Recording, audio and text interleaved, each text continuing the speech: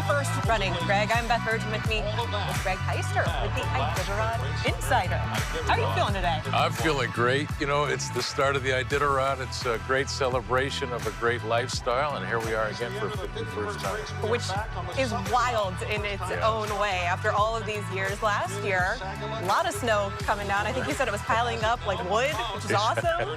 Today, though, man, bluebird skies. We know it's cold downtown, but they're looking like some happy fans, and we're looking forward to seeing some happy dogs, too. Look at them all. They're so cute. Yeah, snow globe a year ago and sunny blue skies today. Chilly. It was maybe a bit below zero, but a little breeze going through the downtown, so everybody's enjoying that hot coffee and cocoa, I'm sure. For sure. Now, how was it for you when you were down there? Because you spent a little time downtown this morning. Yeah, you know, it feels like every year. The talk this year about a smaller field and all of that, but you know, you talk to the mushers and you feel the energy of all the fans downtown, and I don't think there's any difference. I think that we may find out that a smaller field might be a good thing for the Iditarod. It's extremely competitive. We've got 13, 14 teams, I think, that could win the race this year. So yeah, I was going to ask you about every single one. Yeah, we have a couple of former current. They're champions for life, right? Yes. But they've won in the past, and then a lot of teams that have finished in the top 10 multiple times. Even. Yeah, when you consider obviously Brent Sass, the defending champion, Pete Kaiser is back and has won the race in the past. But you know, and Brent is certainly the favorite. If he falters at all, or if his team doesn't have the top speed that it had a year ago, I think it really brings 12 or 13 other teams into the mix. So it could be really competitive. It could be a really great race. Let's talk a little bit about the routes, because this year, the Southern route, Pete Kaiser has won on this route, one of the few returning champions.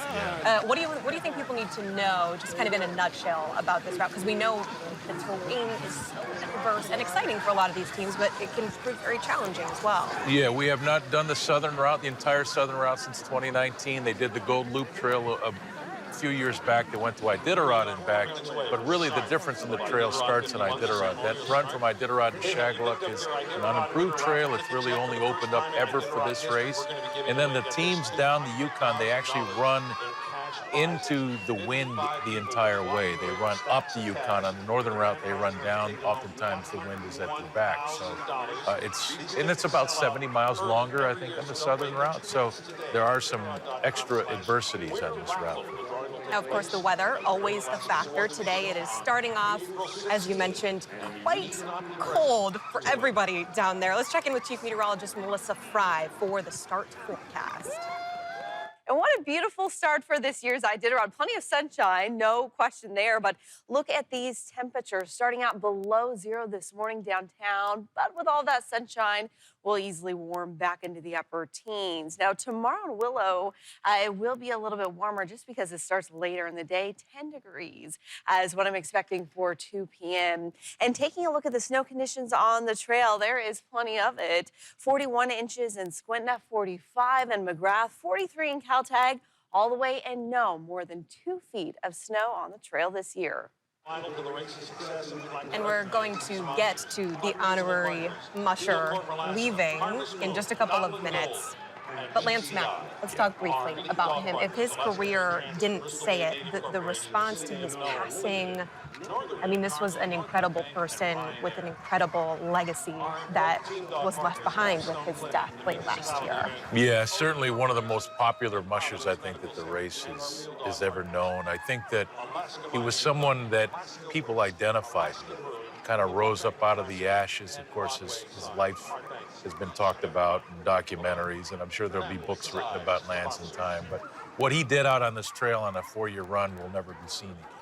It was this race at its absolute pinnacle, and he proved that the human will could help these dogs get to that finish line first. So often we talk about the dogs and their desire, but Lance's desire to win the race and beat cancer and reconnect with his father and his family was certainly on display in those 4 years. It was awesome. The comeback kid, the comeback kennel. What were some of the maybe standout memories that you have of him? I know you've been following this race for so long and you knew him well. And there's just so many. You know, the great thing about Lance is that he was the most humble champion I think that the race has ever known. He always had time for people. If you go back and look at all that old checkpoint footage, even in the years that he was in the in the lead, and it was a close battle. He always had time to stop and chat and sign autographs. He was extremely friendly and approachable, and people could just identify with him because he was kind of an average Joe. And he was a Shakespearean character, you know, certainly extremely gifted and talented, but also flawed personally, like so many of us often are. So he will be missed. He will be celebrated. And his memory will live on forever because of this race. Certainly, all human, but with those standout years, like you said, that four-peat, never seen. I mean, that's just crazy to think about what that took as an athlete, as a person. You know, everything that goes into this for one go at the Iditarod. And for him to do it throughout his life while also facing so much adversity. Yeah, and did that on the heels of surviving a cancer that many thought that he wouldn't survive. And in that first year, in 2007, you know, he broke a runner, literally almost broke the back of the runner off from the stanchion back. Prior to Rainy Pass, and went nearly 200 miles in one runner when others like Jeff King, another four-time champion, was telling him that he should scratch because he could never make it through the miles ahead. And he took it all the way to McGrath before he was able to find a new sled and continue on and eventually win the race. He was a type of character, I think, that transcended generations. Lance would have been a great musher in '73. He would have been a great musher in 2050 and years to come.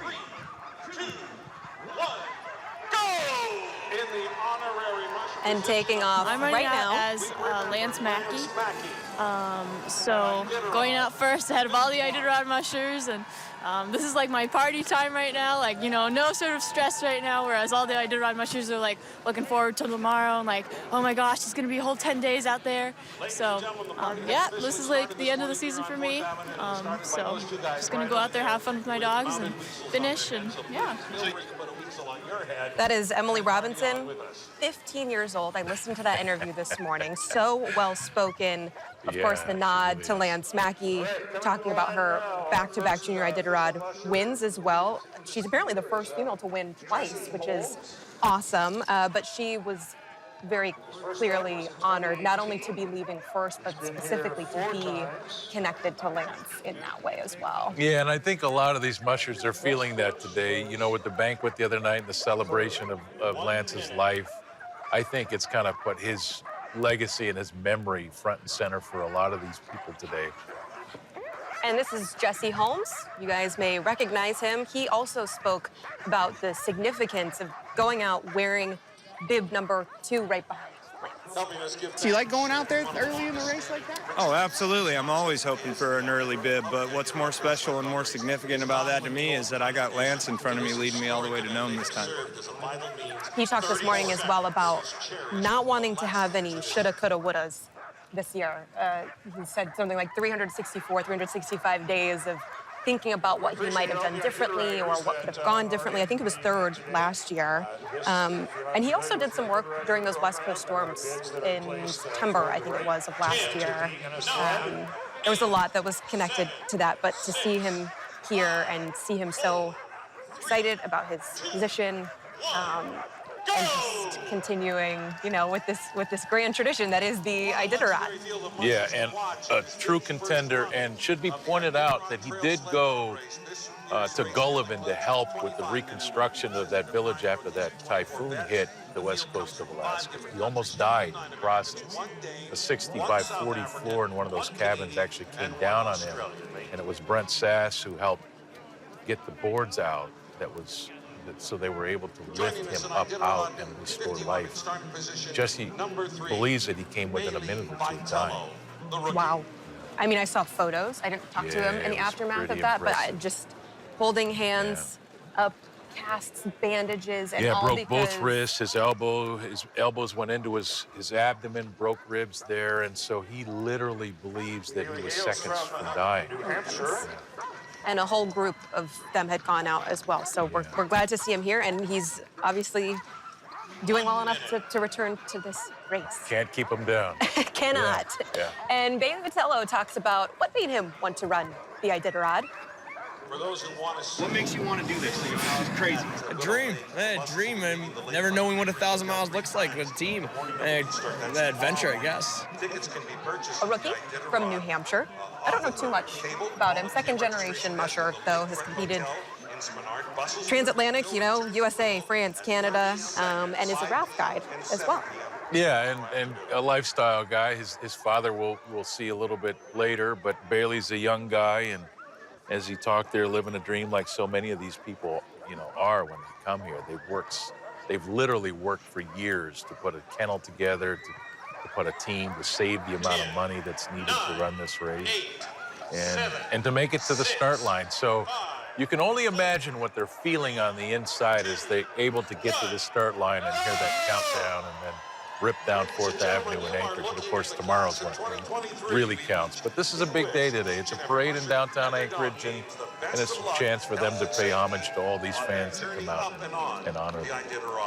And thousands of people will be out just across the first few miles of this, along with everyone else who's scattered out on the trail. Just really a joyous day for mushing fans and all of those individuals who are either returning, maybe getting to do it for the first time. It's just a very, very exciting day. No, it is. Yeah, it's a culmination of a lifestyle. And when you look at Iditarod and what it's, what a sled dog and what mushers have meant to this state, long before this state was kind of tamed, right? Like a time of when it was rough and ready. These dogs helped put roads in, put homes in, put lives in across the state of Alaska. So that's really what we're celebrating today. Hey, here's Mila Porsild, another contender, and I think one that's growing in great popularity across the state. Sure. Yeah. Sure. I have loved watching her race, and I know, man, last year was a doozy, to say the least. And I know you and the Iditarod Insider team, you snow machine this round. And we saw a lot of this from Sky in a chase plane, but for you and seeing how her race unfolded last year, what was that like? Well, that was, first of all, it was a real deal. It is the community with the dogs, their family, which, sounds like a cliche, but that is what it is. It's the bond that you have with the dogs. It's the working with them, seeing them develop, developing them, celebrating with them, having hard moments with them. It's all of that. I feel like I asked Mila the question in a way, but I know there's a lot more to how her race unfolded last year. The wind, the blizzard conditions being a continuing storyline throughout Iditarod 50.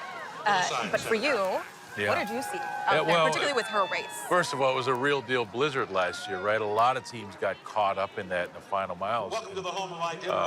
And it's always difficult because they've worked so hard to get there, and they're so close to the finish line. And it really is the Bering Sea coast that separates this from all of the other mushing events that there are in the world. I don't care if you're talking about Norway, you're talking about the Yukon Quest, or the Iditarod. That Bering Sea coast is the difference maker. And she's done some of those expeditions as well. She's legit. Yes. Yeah, no, she's legit. She's done more miles on the back of a dog team, I think, than anybody else in this event. She's just done it in the polar regions. And up now is Ryan Reddington. He spoke this morning just a little bit about his long-standing family legacy. So yeah, how special is it? Just that you keep being able to continue like that kind of family legacy and stuff. Yeah, I think it's very important. My grandpa, he ran the race 19 times, my dad 14 times, my brother 17 times, my uncle Joey a couple times, and my brother Robert as well. And yeah, it's important to have a Reddington in the race. Top 10 the last 3 years.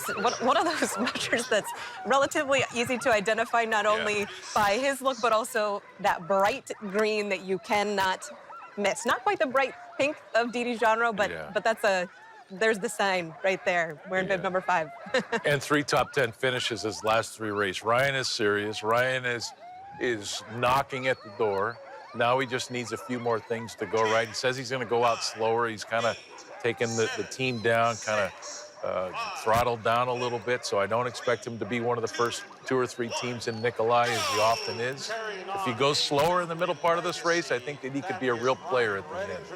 And he's an easy guy to root for. Wouldn't it be great to have a Reddington finally win the Iditarod? And if it's going to happen, it's going to be Ryan that does it. I mean, the grandson of Joe Reddington Sr., the father of the Iditarod, taking off just now and wearing bib number 5. We will be back after a short break.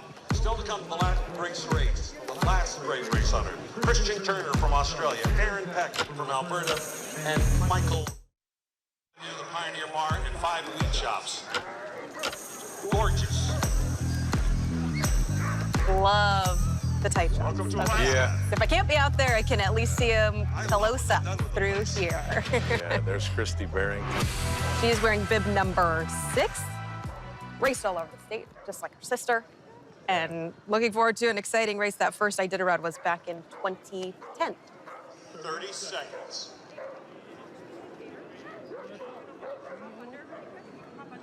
All right, we're going to continue with Christy. 11th Iditarod. Highest finish was in 2019 on this same route, Southern Route.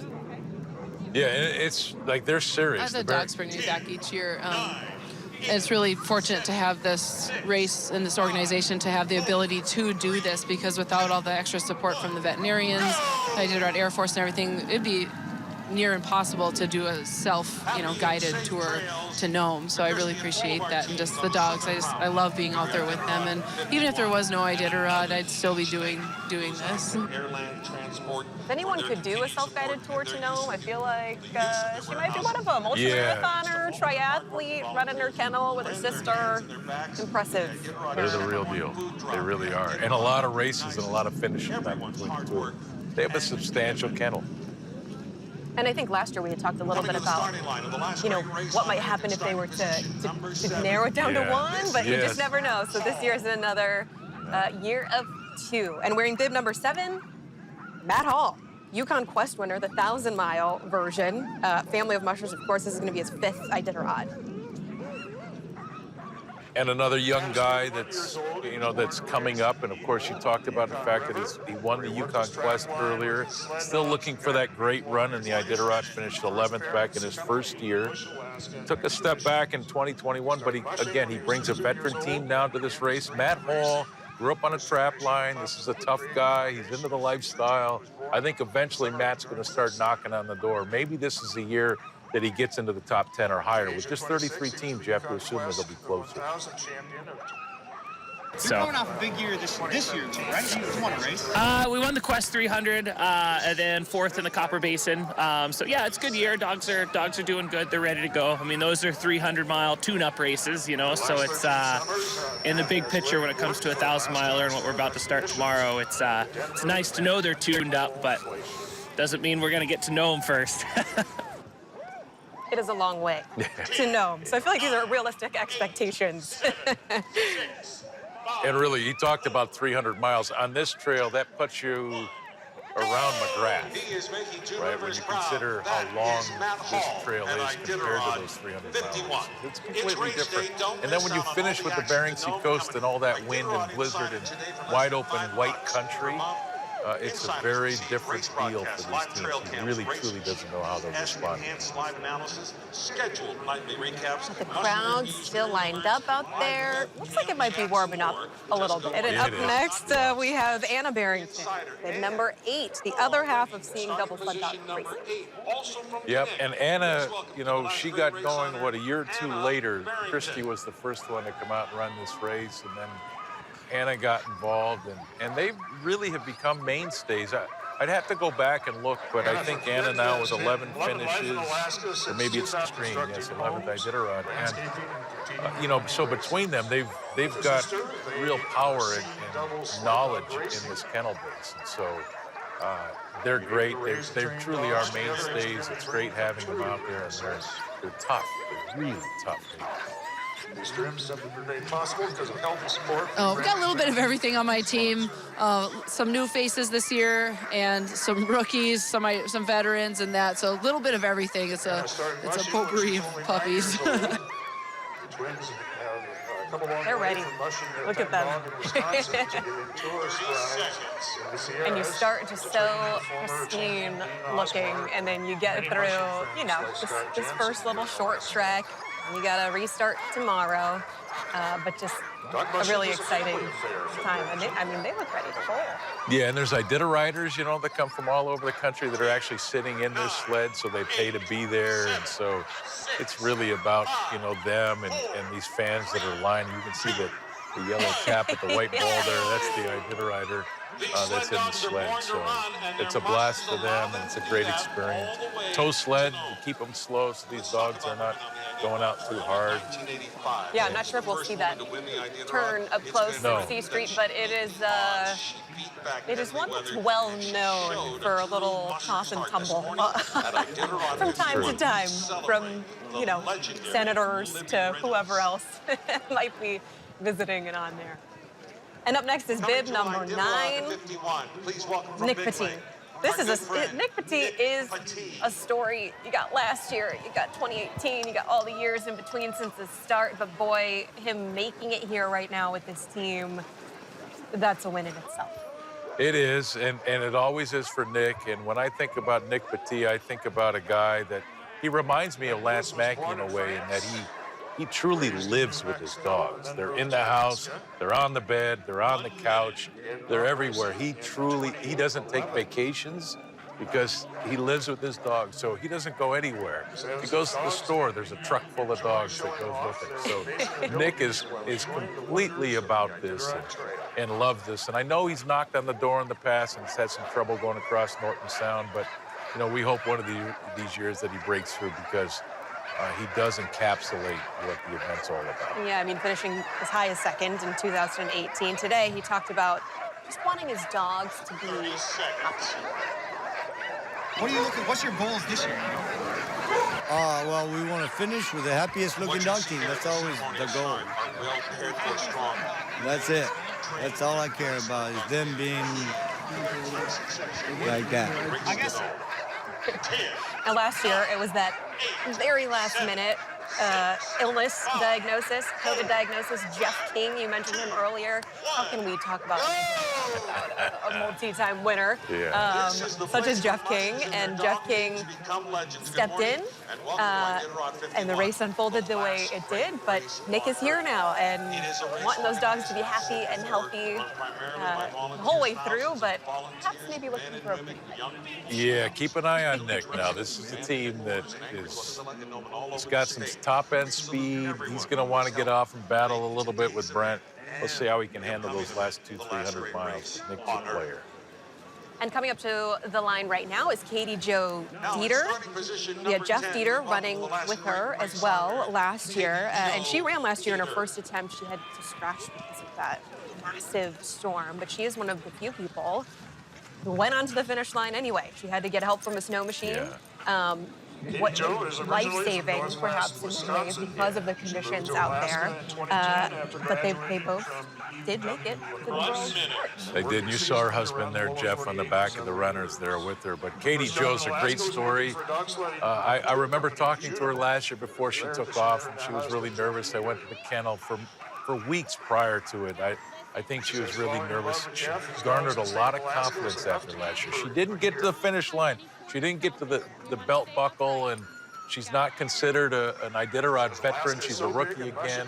However, she saw everything that this race can throw at her last year. So the difference this year, Jeff will not be on the trail with her. So Katie Jo truly will be out there and will have to handle everything that she goes through by herself, and she's ready to do that.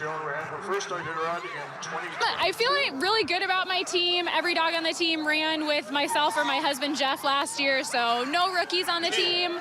I do have quite a few leaders, some better than others.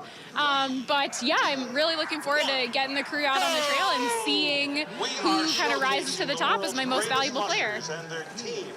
Katie Jo Dieter wearing bib number 10, taking off when the ceremonial starts of Iditarod. We'll be right back. Well, they're going to mush out of downtown Anchorage, dropping down Cordova Street, following the wooded Chester Creek Trail past Goose Lake, and riding a airstrip on the east side of town, just off of Tudor Road. finish line in Nome receives $1,049 for their and their team's effort. The new view. Yeah, This that's one. great. We haven't I like seen that one. Yeah, I'm liking that. I like bird's eye view. Exactly, just the different angles we're getting from downtown today. And this is Dan Caduce. Yeah, one of the driest senses of humor that you'll ever be around. I asked everybody to send me a video before the race, and he sent one talking about Bigfoot. Great guy. According to the ADN coverage of the Iditarod, the last time mushers raced the southern route. Really good. Last year we had a super hard training year with tons of snow, tons of wind, and this year up in our place north of Fairbanks, as soon as we set the trail, it stayed in for a month straight. So it's been really nice, easy training comparatively. Funny that they call that easy. I know. Which is fine. I mean, I get it, but also, whoa, that's a happy load of work right there. I know, that you're it is a talking lot about. of work. And he finished in 4th last year, got all 14 dogs to Nome. One of the greatest things I've seen in my years around this race. All 14 to Nome and still finish in 4th place. He's a guy that could win. And he had come back, I think in 2021, after kind of taking a little hiatus starting in 2014. But very exciting, like you said, to have that whole team, because typically somebody is going to be left at a checkpoint. Well, somebody, as in a dog. Yes. At least one is going to be left at a checkpoint. Well, it's the old saying, right? You're only as fast as your slowest dog. None of his dogs slowed down last year, and he got them all. And still in the top 5. Yeah. It's incredible. Hunter Keith. This is a rookie and a great guy. I don't know if you've talked to him yet, Beth, but he's kind of an unassuming guy. He's been dreaming about this since he was a young kid in school, and he was, I think he was inspired first by becoming an insider. His school teacher had the education package, and it really inspired him. Yeah, I think that's how a lot of kids actually end up learning about this storied race. He talked this morning as well about being a rookie, and as he mentioned, what made him want to run. This is my rookie run. This is my first race. What makes you want to do this? I've wanted to do this since I was 6, 7 years old. I just always loved dogs and being in the outdoors, and heard about the Iditarod, and I just thought it was the greatest combination of the two. And he's originally from Michigan. He's run the Knick 200, the Willow 300. He's won the Goose Bay 150, I think, twice. But as we've mentioned before, this is a whole new beast to try and tackle on the southern route of the Iditarod. Totally is. And he worked with Nick Petit for a few years, and now he's running out of the Reddington camp. So under the tutelage of Ramey Reddington, one of the legends of the game. So Hunter's going to have a good run.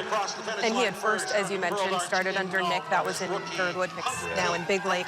But it's always exciting to see the rookies toe the line for the first time and then watch how their races unfold. Remember, it's the rookie that truly doesn't know for sure they can handle the sleep deprivation. They can go 1,000 miles. They can do what they need to do to get there. My money's on Hunter. To the last great race on earth, Jennifer Labar. Jennifer Labar, as you just heard, from Healy, started with bird dogs in Tennessee, apparently. Was a big hiker, hiked the Appalachian Trail, and now she's about to tackle 1,000 miles, hopefully, with her dog team. Yeah, I talked to Jen this morning. You know, she started building her kennel in 2015. So again, 2015 now. I mean, it's quite a few years ago. And so she's put a lot into this. She's kind of dedicated her life to getting to this moment. So if you've ever dreamed of anything out there and you've had to work for something for years and you finally get to the doorstep of accomplishing that dream, this is where Jen Labar is this morning. I can only imagine what goes through their minds. And completed several mid-distance races. And your rookie run, what kind of goals you got? You know, like, what do you... Oh, well, just to get to know them with some happy dogs, healthy dogs. Yeah, I'm most excited about just getting on the trail tomorrow, and every day I think it's going to be full of surprises and all kinds of new country and experiences. An exciting time to be down there and be entering this race. You know, you talked a little bit about the pool from this year. It is smaller, the smallest it's been seen since the start of the Iditarod in 1973, but very competitive, while also welcoming a group of clearly motivated rookies. Yeah, and I don't think we should get hung up with how many teams are going. Exactly. I know, one year we had over 90, but we've had a lot of 70s and a lot of 60s. But maybe going forward, this is the sweet zone, 30 to 40 teams going to Nome. I don't think it's any less interesting because there's fewer teams, and you still have the greatest teams in the world on display. And the competitiveness, the quality of the competitiveness, I do not expect that to wane at all. Yeah. Brent Sass, yes. The man. The man. Why don't I let you take this one? The champion of Iditarod 50. The first thing I'm noticing right now is that look at the booties on his dogs. Normally he's got all the fluorescent, chartreuse green. He's got orange ones. So I gotta get to the bottom of that. That's the first time in years. There's Rob Erbach saying hi. But boy, Brent's he was going to get this done eventually, and what he went out and did last year, I think it was the fourth fastest time to win the Iditarod. Everybody thinks he's this long, plodding team that all these 100-mile runs. No, this is a fast, legit, great dog team, and it's just getting better. And he is very excited to once again be racing in the Iditarod. And why is Brent Sass fired up about the races? It's another Iditarod. We're coming off a victory last year, and I'm really excited about the dog team, and just it's another adventure. We look forward to this race all season long. You do all these mid-distance races and you train all season, but it's really it's for this race. So it's great to finally be here, and getting to the start line is usually the hardest thing for us all. So once they say go, it's on, and the vacation begins. And he is out in remote Alaska, Eureka, near Manly Hot Springs, if you are familiar with that area. 11 of the same dogs from last year, he said this morning. 3 new ones. He actually retired Morello from last year. That was one of his main dogs. But we know that he is stoked to finally be out here. He won the Yukon Plus 550 earlier this year. Of course, has those other Yukon Plus titles to go along with the Iditarod crown.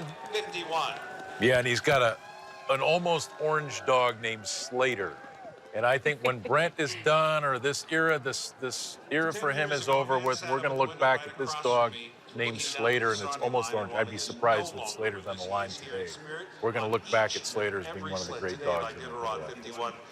A lot of orange. It's a beautiful dog. Yes. Yeah, it's just beautiful dog. And Richie Deal is next. He's out of Antioch. 6th place twice now, including in 2022. You see him there wearing bib number 15. Yeah, and they've got a brand new baby. A lot going on in Richie's life. 6th place last year, 9th place in 2021. This is another guy that's knocking on the door, and I think eventually he's going to kick the door in. Of course, he's had Pete Kaiser kind of show him the way, and Richie's an oncoming kennel and team. And he's one of those people, too, that's just fun to root for. And today he spoke a little bit about the difference between the northern and southern routes. You do anything different? You approaching it the same way? Or? Well, it's the southern route, so you're definitely looking at things differently than the northern route. A lot of times, southern route, you have a little more weather going up the Yukon anyway, and sometimes, I've only done it 4 times. We haven't done the southern route many times, or 3 or 4 times, I don't know, but a lot of times it's soft. Like 2019. Yeah, when Pete won, but it's a lot of times it's a softer trail too, so you just kind of got to factor that in and take it as it comes and adjust if you need to. He has also won the Custom 300, which I know he is very, very proud of. All of these races are so challenging, but to have some of those particularly storied ones and to be able to come out with a win, wow. Yeah, and Western Alaska is rooting for Richie. Anybody off the road system, these guys. And don't mind if the Alaska next to you enjoys a season. They've all got their eyes on it. We're hoping that Richie Deal eventually gets the deal done. Whenever it comes out. There he is, heading toward that turn at C Street. Yeah. And then beyond, all the way down to the Campbell. And up next, which I know you know a lot about this individual as well, Matt Baylor. Last year, he just had a thing for moose last year, I feel like. That there were a couple scares there before the start, right? And then out on the route. I know you're familiar with that situation as well. Yeah, he had to take out a moose in training, and then there was a problem with another one on the trail during the race. But Matthew's been around for a while. Originally got his start out of Martin Boozer's kennel, and kind of learned to booze away. And Matthew's a lifestyle guy. Grew up in Ohio, a place called Mansfield, Ohio. I was going to say, I can't quite see it.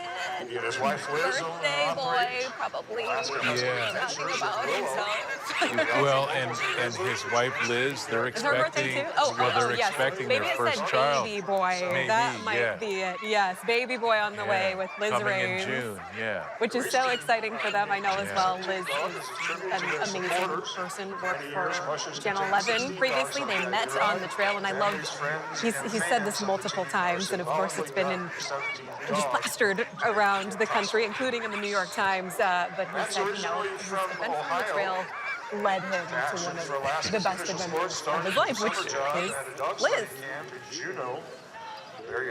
I love getting into the native communities. I love going through the steps in the gorge and going to Roan. I like the challenge, but honestly, just pulling the hook and taking off, kind of leaving everything else behind, so it's just nice to go. 2013. And there he was talking just a bit about what he likes about the race. I know there's a lot more to it than that as well, but just a couple of those comments there. He first entered the Iditarod, though, in 2012, and he is, as you saw, wearing bib number 16.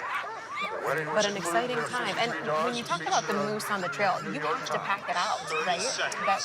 Is that a formal rule? I mean, I feel like most people would anyway. Well, I don't think you have to pack it out. You do have to contact race officials. It has to be dealt with. You know, not to be too graphic with that, but you have to deal with a large mammal on the trail before you can continue. So Matthew went through all those steps. It was just one of those situations where it's either the dogs or the moose. They're going to get it, right? Either the moose is going to get into the dogs and do a lot of damage, or else the moose has to be stopped. It happens. And I think there were multiple reported sightings last year as well, which is not, I mean, we're talking about remote Alaskan wilderness. On the Bison, Yukon. moose, all the, whatever you can imagine is out there. Bigfoot is another argument. But not that Dan Caduce, he's a believer, trust me. Yeah, he's totally hook, line, and sinker. Yeah, I hope he finds Bigfoot eventually. From the town of Kinnick, please welcome in the starting position number 17. Yeah, here comes Eric Kelly. Good guy.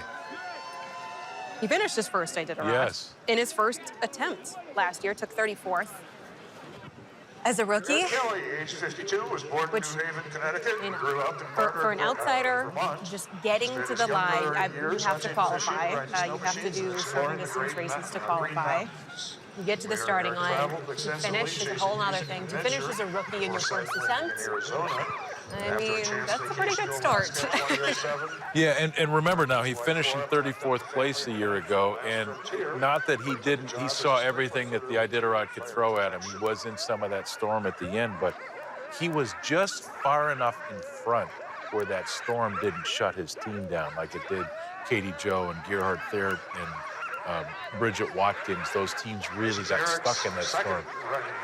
Eric got through and got to the finish line and reached his goal and his dream. And he's kind of a laid-back guy, just kind of takes life as it comes. He works a full-time job. He and his wife have raised this kennel, and here he is for a second time. Originally had 12 dogs. Some of the storms I went through last year built this, I don't know, the adventure of it. We were going to be a one-and-done team. We were going to do it once and go home. And I got to under the Burled Arch. I shook Mark Nordman's hand, and I said to my wife, we're coming back. And here we are. Greg, your favorite, the one-and-done team. The so-called one-and-done. Right.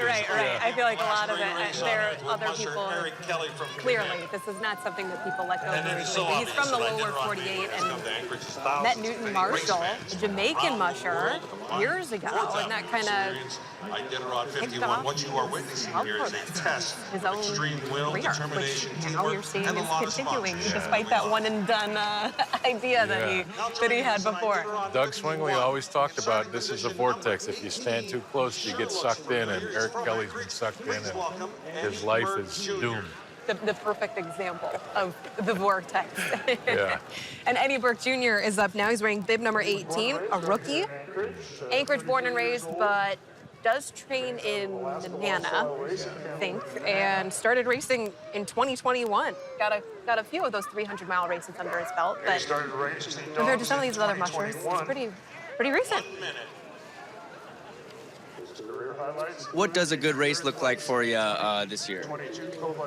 I'd say I'd be really happy with the top 10 finish. If I could pull that off, that would be a good feeling. If just coming across the finish line with a healthy and happy team, of course you can't beat that either. You know, I mean, I think that's the most important thing is a good-looking dog team at the finish line. And Aaron Burmeister not in this race this year, but he considers Aaron one of his close mentors. And a guy named Tony Browning, who's there in Nana, helped raise this dog. Excuse me, this team. But the thing about Eddie, if you're a high school football fan in the city of Anchorage, this is a former All-State, I think, tailback for service back in the day. Extremely competitive guy. This is your favorite to win Rookie of the Year as we begin this race, but I guarantee you, he's got enough self-belief, he's looking at a top 10 finish, if not better. I know we used to have not the brackets, but the list of the top few. Yes. Do you have a top 5? Well, Kind yes, of? I do have a top 5. Maybe not in any particular order, Yeah, but just... Eddie's not in the top 5, but he's got dogs good enough to be in the top 5. Okay. Yeah. And as a rookie, you're doing pretty well if you're in that space at all. Bridget Watkins coming to the line, as you just heard. Yeah. Technically, again, a rookie.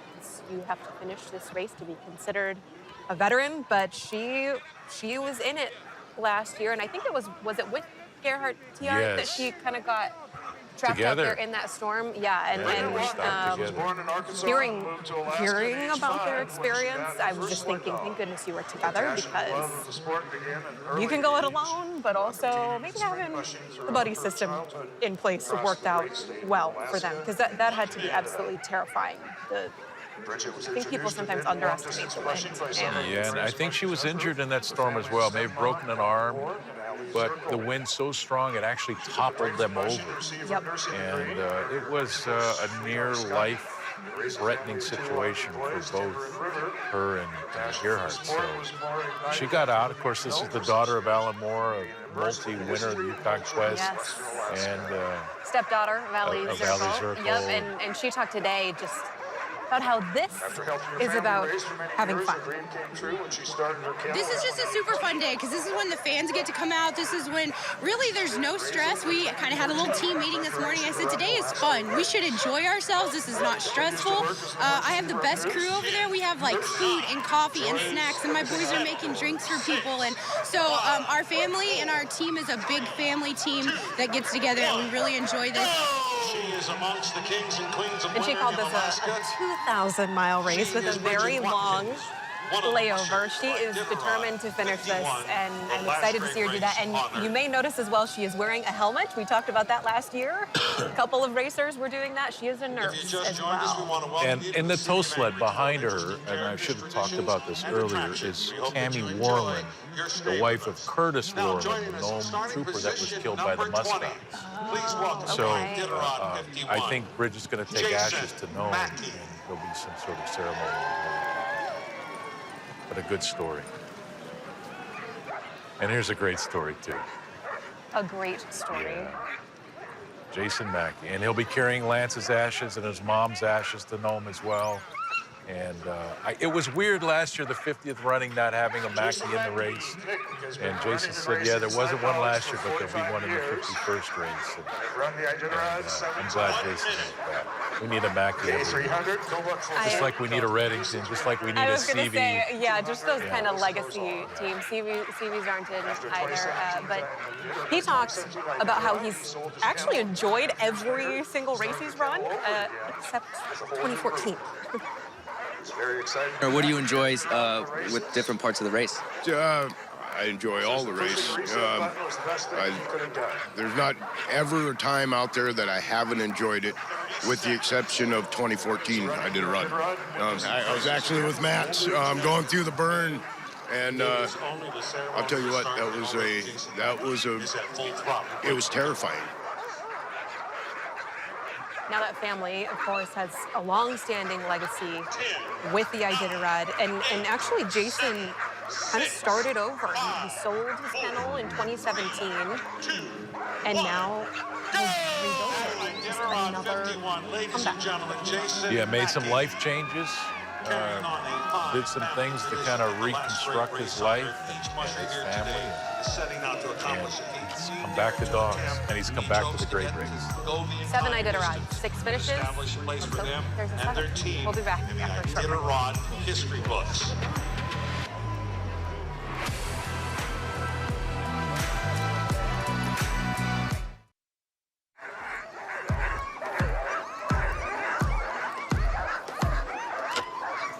Bib number 21, Riley Dyke out of Fairbanks.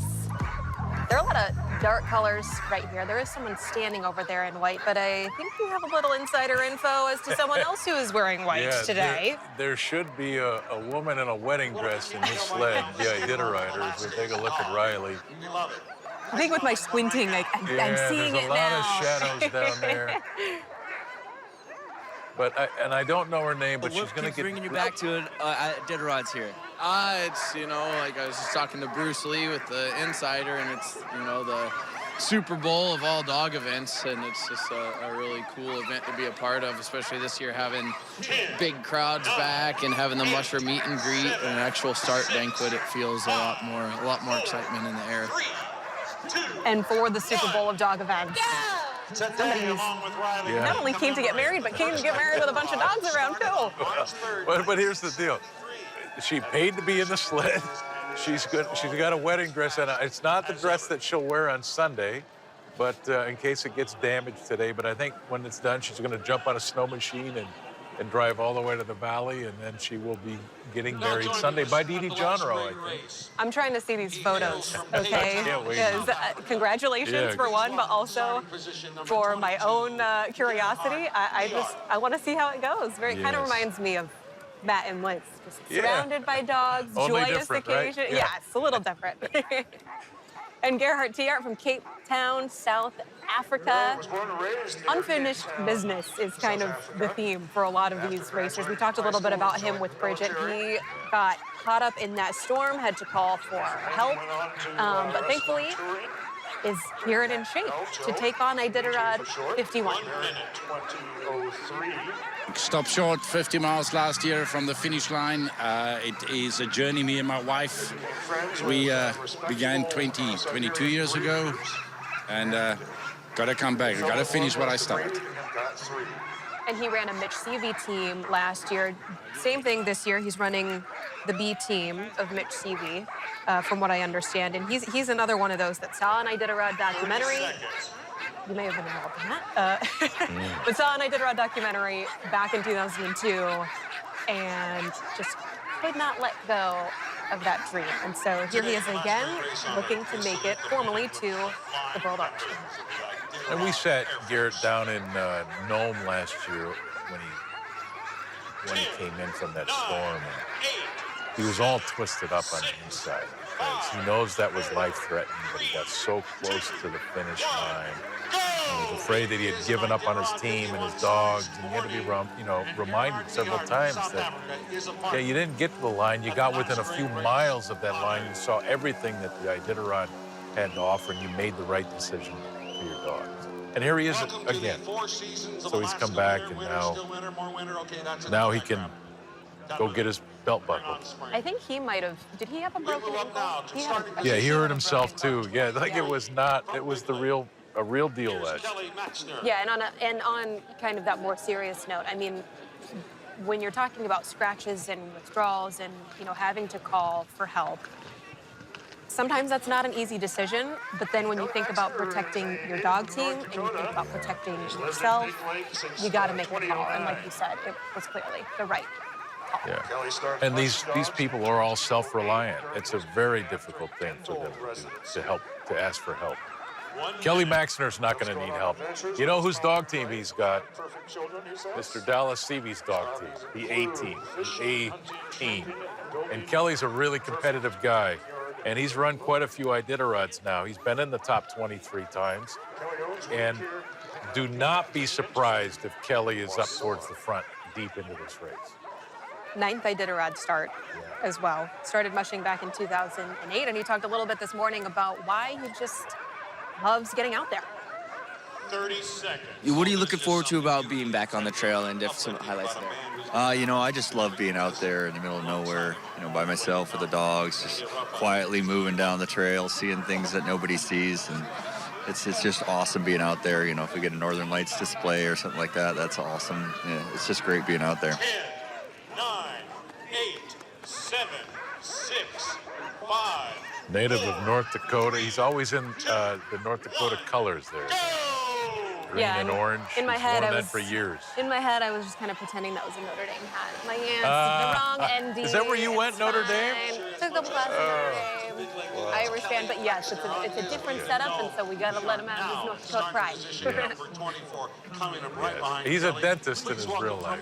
Yeah, I think he came up here and had a pediatric dental residency back early 2000s, and then started mushing around 2008, and ends up at the Iditarod start line and finish line. Here's a legend. When you look at this, I don't know how, I'd have to count quickly how many, but it's like 25 finishes. I think his worst finish was his very first race, and it was 21st.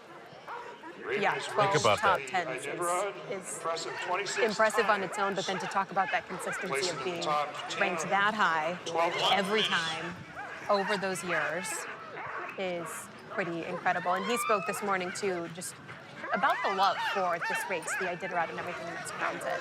I really love the coast. The people are super nice up there. And I like coming into Elam and Koyak. All the villagers there, they're always so nice and happy. And it's quite a challenge getting across the Sound. A lot of storms and stuff, and so it's always a huge relief to manage to get across that ice and not manage to fall in the ocean anywhere. And most of these dogs that are racing, they're not racing past, what, a lot of times 4 or 5 years old, is it? You hear a lot about 2 or 3 year olds. Yeah, right? you'll see 7, 8, 9-year-old dogs. I've heard of a few of those, but they're really, typically a little younger, right? Totally. Yeah. When their prime is, 3 to 6. And so once they get over 6, a lot of them will start to age out. But let me repeat, 25 finishes. Exactly. Right?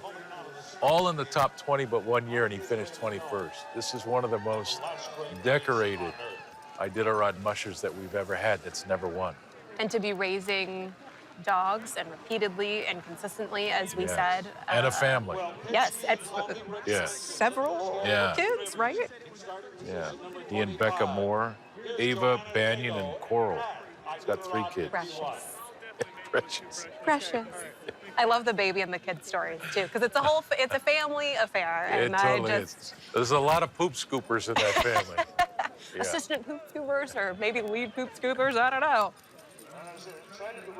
And Joanna Jago is next. She spoke this morning just about what she enjoys about this day, the ceremonial start and everything that's part of the day before the official restart. What do you enjoy about, the ceremonial start of it, the fans and the gatherings here? It's so awesome to see all the people that come here to support us and just are all here for these guys, which is really what it's all about. Now, her first run was in 2021, and that, we've talked about this before too, the Gold Trail Loop initially had that loop around flat. Instead, these teams turned around at Iditarod, and I know that she's looking forward to tackling the whole trail this time. Yeah, think about it. She's never mushed down the Yukon, at least on the Iditarod Trail down the Yukon. She's never seen the Bering Sea coast. So she's been to Iditarod and back, so she knows she can do that. But an all-new trip for her once she hits the midway point. But she did finish that Gold Trail Loop course, so she is a veteran. But I'm looking forward to seeing how her race unfolds as well. And she grew up on a trap line with her family. I mean, Joanna, and she's I think a nurse and works in a hospital up there near Fairbanks, but has lived this life, a real life now, out in the middle of nowhere, working, living off the land. And still to come to the last great race on Earth. Wade Mars, Christian And as she makes her way through downtown Anchorage, we're still following along. Got a few mushers left. We look forward to telling you a bit about each of them, but for now, we're going to We take are a quick break. showcasing the world's greatest mushers and their team of sled dogs at Iditarod 51. Joining us now from Cedar Lake, Montana, here is Jesse Royer at Iditarod.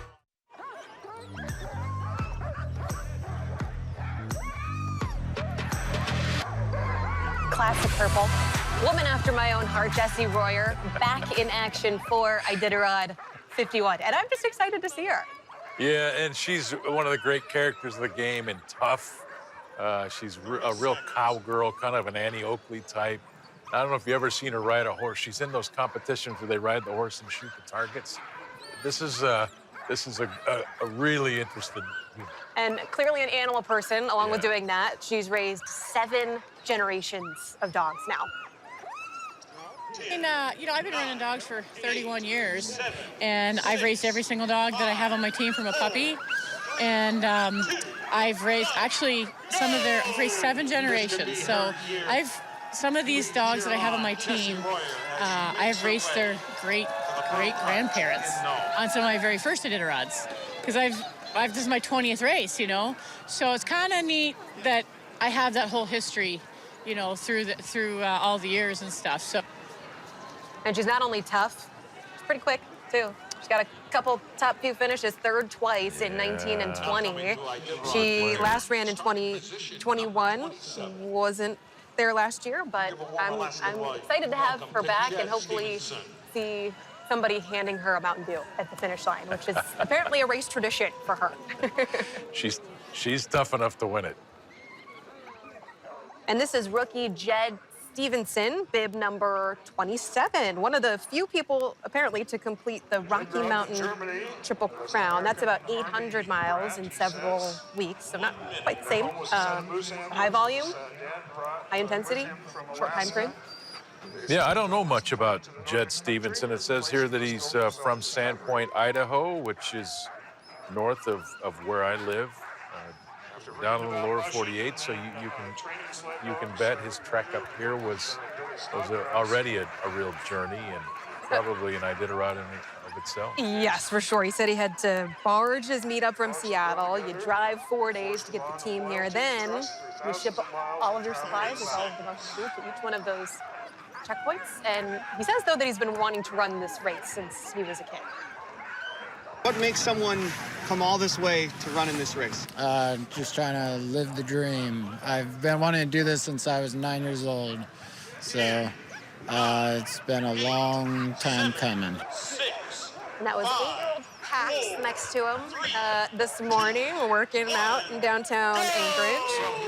He says that he's also kind of looking at this as 50 miles at a time, right? And if he can do that, he'll probably get to the finish line.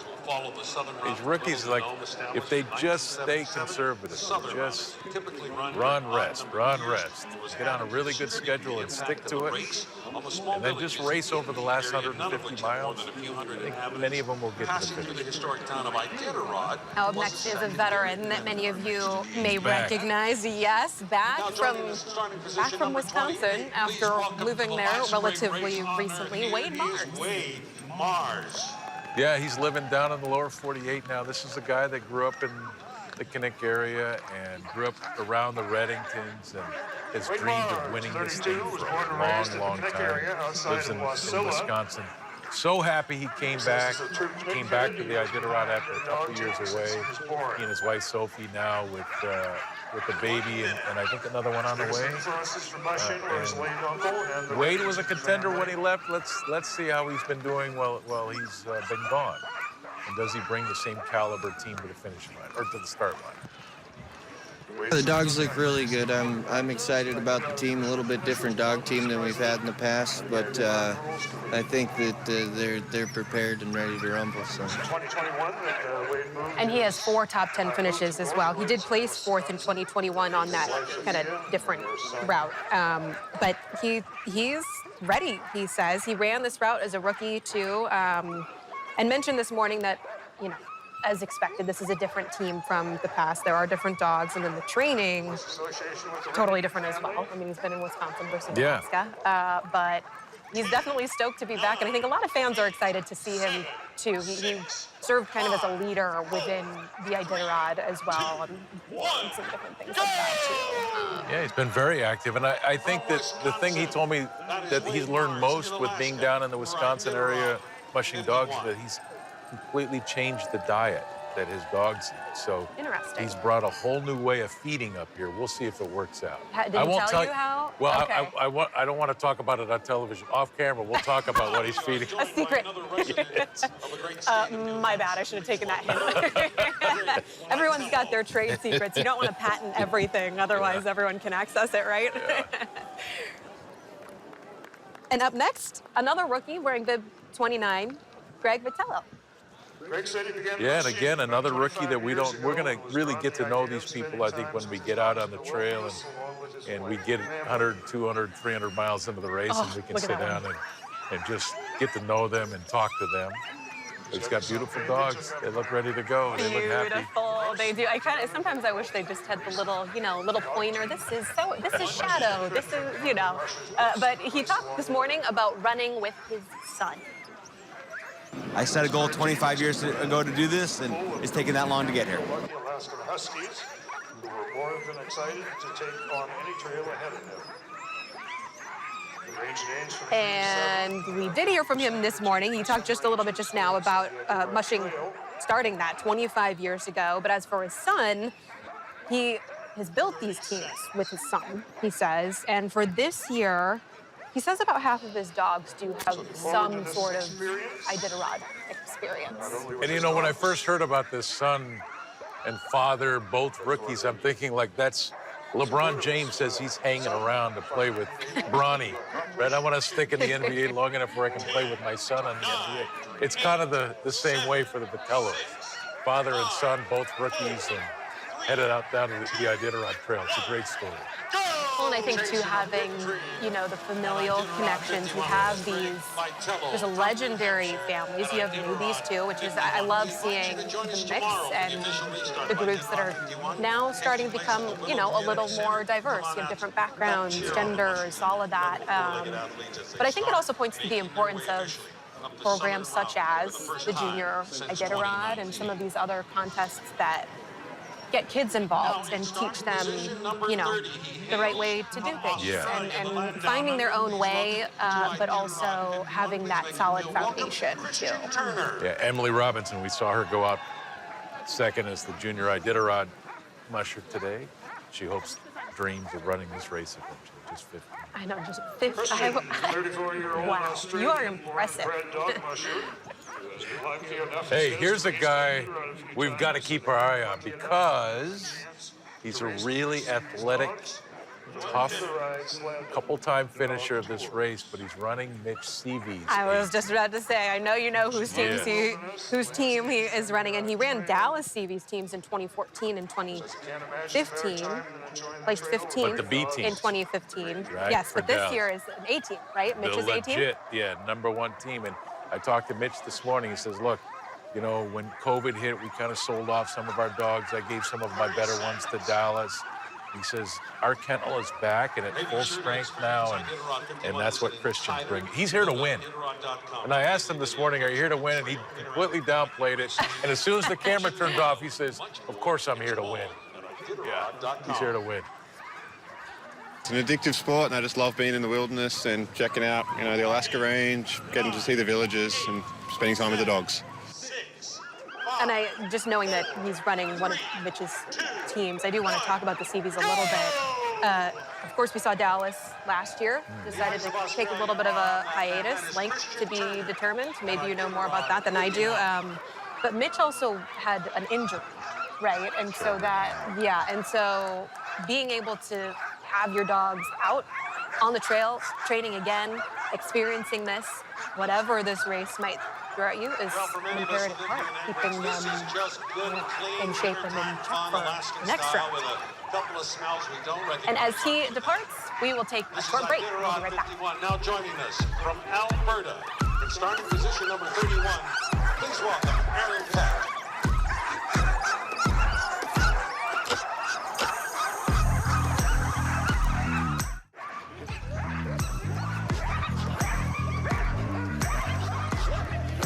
Another international racer at the line right now. This is Aaron Peck, and he has a lot of Iditarods behind him, too. Yeah, and does better every year. 51st, 45th, 41st, 34th, 23rd, 14th, and last year 10th. 51st to 10th is Yes. a wild change. He's and here to win improvement. it, too. Aaron's serious about this. Out of Grand Prairie, Alberta, Canada. And he says he has a core group of 8 dogs and then some younger dogs mixed in.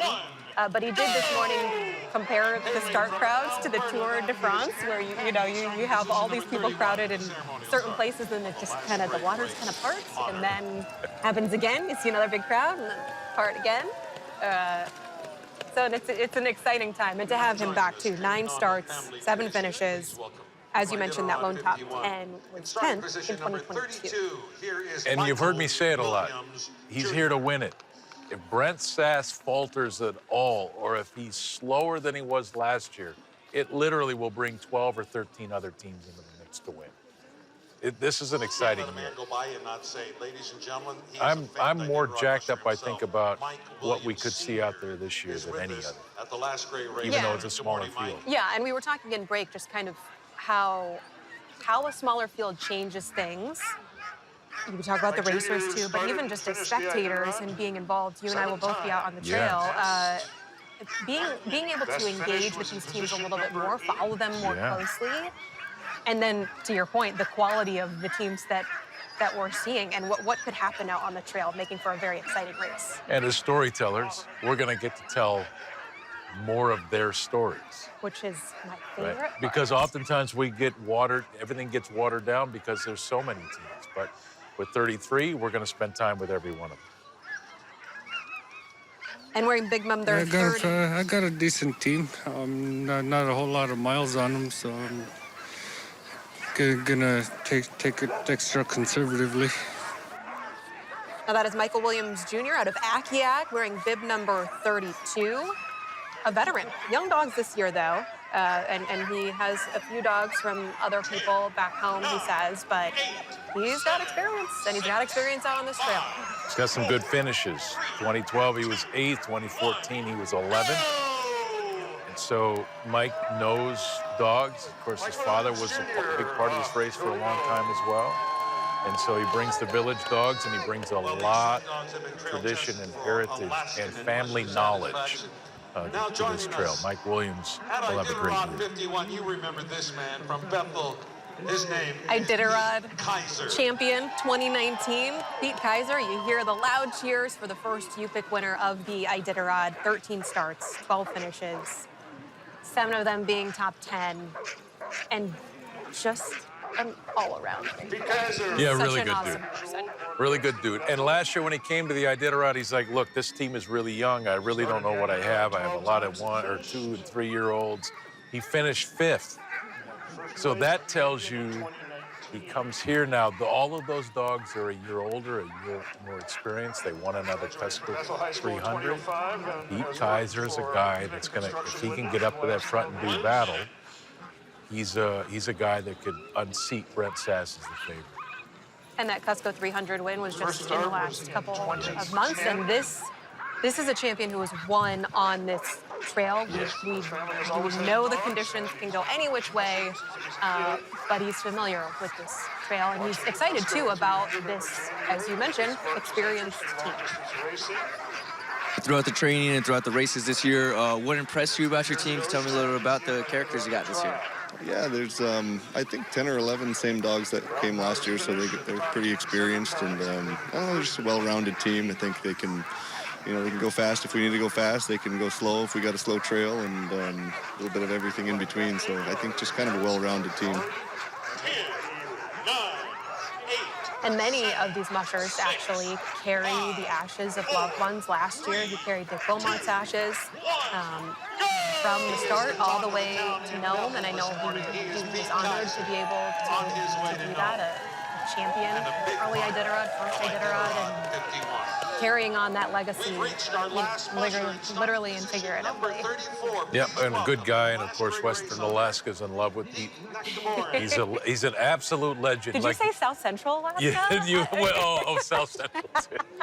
Okay, the whole state is in love with Pete Kaiser. I'll let them know you said that. But like, you get off the road system, and honestly, this guy's like Mickey Mantle, right? Like, the world knows him, the world loves him, and they all root for him.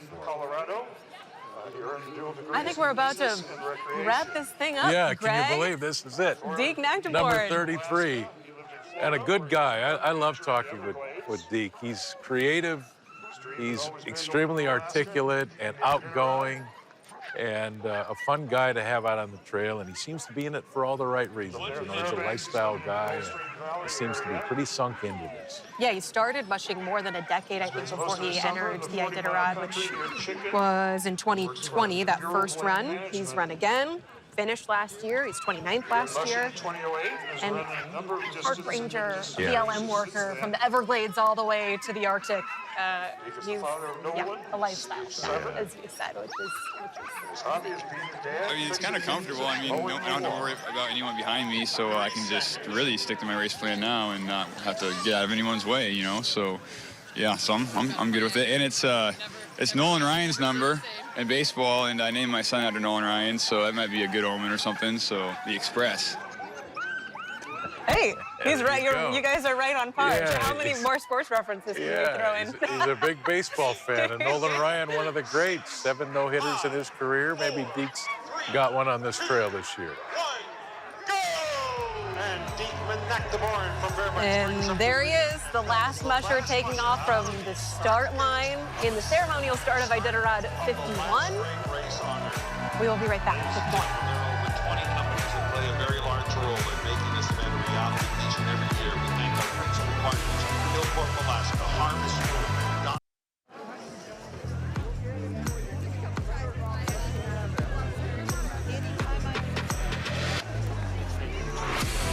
Boy, it is looking toasty out there. Yeah, it's getting warm, you can tell. That is a very clear sky compared to what we saw last year. Warm, sunny, bluebird, and a lot of smiles. That might be the best part. Yeah, that's because they're close to a hot cup of coffee and a hot cup of hot chocolate.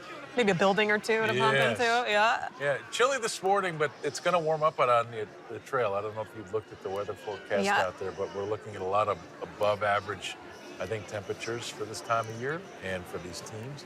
The mushers are going to wish it was a little bit colder. The dogs are going to wish it was a little bit colder. We'll see how that affects the outcome. Yeah, I was going to say this morning we start at what, like -5 in Anchorage, rising up to, I think Melissa said maybe 20 or so, just within a matter of hours. But for you, what do you see as some of the standout storylines for this year, potentially? I know we don't need you to tell the future or anything like that, but, you know, for some of those things that you're specifically following and maybe that viewers should be watching for as well. Well, can Brent Sass do it again? Can Brent Sass, you know, separate himself from the other one-time winners in the history of this race? It's an amazing accomplishment to win it. When you talk about winning 2 or even 2 in a row, you really start to separate yourself as a historical level figure in the history of this event. So can Brent Sass do that again? Can Slater and the rest of that team lead him to another championship? Time will tell. But I'm telling you, there's a lot of other hungry guys and gals out there. And if Brent falters at all, if that top-end speed isn't there, if he pushes too hard at some point in time, remember, this is a guy that likes to camp on the outside of all of those checkpoints. If that does not work out for him this year, there literally are another dozen teams that will be waiting there to pick him I was going to say, they're watching and waiting for just that crack in the door, and he won on the Northern Route in 2022. Pete Kaiser also champion winning on the Southern Route, the route that's being run this year, back in 2019. A small field, but a high-quality field. And I know you and I both are looking forward to bringing that coverage to our many viewers from around the world. So you can follow along with our Iditarod coverage on alaskasnewssource.com. The Iditarod Insider as well, a good source, Iditarod.com, a great option as well. Yeah, if you become an insider over there at Iditarod, and there is great coverage about this race everywhere. The difference with Iditarod.com is that your money helps perpetuate the cause of this event. And it's something that the radicals and PETA and people like that can't touch. If you support the race financially, we can keep these dogs running for home for generations. So come on over to Iditarod.com. We're partnered with KTU gladly, and we'll be partnered throughout. Excited to have you on board. Again, 33 mushers this year, 1,000 miles. and just as many stories to share with you. We look forward to doing that, and we'll see you out on the trail.